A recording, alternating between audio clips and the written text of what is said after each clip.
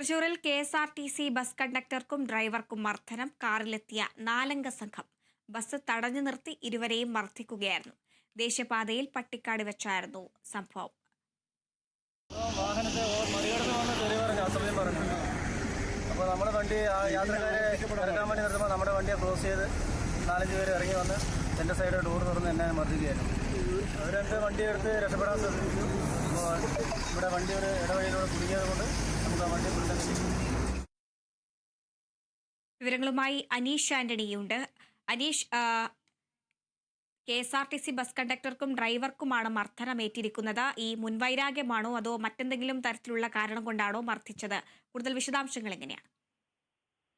രാത്രി 9 മണിയോടെ പട്ടിക്കാട് സെന്ററിൽ വെച്ചാണ് ഇത്തരത്തിലൊരു സംഭവം ഉണ്ടായത്. മർദ്ദനമേറ്റത് എറണാകുളത്ത് നിന്നും പാലക്കാട് വടക്കഞ്ചേരി വരെ പോകുന്ന സൂപ്പർഫാസ്റ്റ് ബസ്സിലെ ഡ്രൈവർ വിനോദ്, അതുപോലെ കണ്ടക്ടർ ശിവദാസൻ എന്നിവർക്കാണ് മർദ്ദനമേറ്റത്. ഈ മർദ്ദനത്തിന്റെ കാരണമായി കെ.എസ്.ആർ.ടി.സി ബസ്സിലെ ഡ്രൈവർ പറയുന്നത്, ഈ സ്വകാര്യ വ്യക്തി കാറിൽ സഞ്ചരിച്ചിരുന്ന 4 പേർ സഞ്ചരിച്ചിരുന്ന അവരെ കാറിനെ ബസ് ഓവർടേക്ക് ചെയ്തു. ഇതിൽ ഉണ്ടായ ഒരു വൈരാഗ്യത്തിന്റെ പുറത്തായിരുന്നു ഇത്തരത്തിലൊരു പെട്ടെന്നുണ്ടായ ഒരു പ്രകോപനത്തിന്റെ ഭാഗമായിട്ടായിരുന്നു ആക്രമണം എന്നാണ് പറയുന്നത്. ഈ ബസ് ഇരുവാഹനങ്ങളും ബസ് എറണാകുളം ഭാഗത്ത് നിന്ന് വടക്കഞ്ചേരി ഭാഗത്തേക്ക് ദേശീയപാതയിലൂടെ സഞ്ചരിക്കുന്നു. ഇതേ ദിശയിൽ തന്നെയാണ് കാറും സഞ്ചരിച്ചിരുന്നത്. ഈ കാറിൽ 4 പേരുണ്ടായിരുന്നു. ആദ്യഘട്ടത്തിൽ ഈ കാറിനെ ബസ് ഓവർടേക്ക് ചെയ്തു. തുടർന്ന് ആളെ ഇറക്കാനായി പട്ടിക്കാട് ബസ് നിർത്തി. ഈ പിന്നാലെ വന്ന കാറ് ബസ്സിനെ മറികടന്ന് മുന്നിൽ ക്രോസ് ചെയ്ത് നിർത്തിയ ശേഷം ഡ്രൈവറുടെ ഡോർ തുറന്ന് ഡ്രൈവറെ ആക്രമിക്കുകയായിരുന്നു എന്നാണ് ഡ്രൈവർ പറയുന്നത്. ഈ സംഭവത്തിന് ശേഷം ഇവർ വാഹനം എടുത്ത് രക്ഷപ്പെടാൻ ശ്രമിച്ചു. ഇടവഴിയിൽ വെച്ച് ഇവരുടെ കാറ് കുടുങ്ങി. തുടർന്ന് ഇവർ കാറിൽ നിന്നും ഇറങ്ങി രക്ഷപ്പെട്ടു എന്നാണ് പറയുന്നത്. പിന്നാലെ ഈ വിവരം പി സി പോലീസ് അറിഞ്ഞു. പി സി പോലീസ് സ്ഥലത്തെത്തി.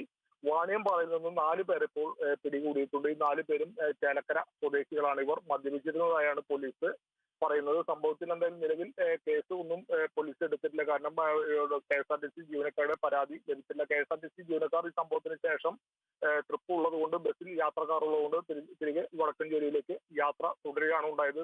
പിന്നീട് ഇതിന് ട്രിപ്പ് അവിടെ എത്തിയ ശേഷം, വാഹനം വടക്കഞ്ചേരിയിൽ എത്തിയതിനു ശേഷം പരാതിയുമായി വരുന്നൊരു ഘട്ടത്തിൽ പോലീസ് കേസെടുക്കാനാണ് സാധ്യത. എന്തായാലും ഡ്രൈവർ തന്നെ മർദ്ദിച്ചു എന്നുള്ള രീതിയിൽ പറഞ്ഞിട്ടുണ്ട്. കണ്ടക്ടർക്കും മർദ്ദനമേറ്റതായി പറയുന്നു.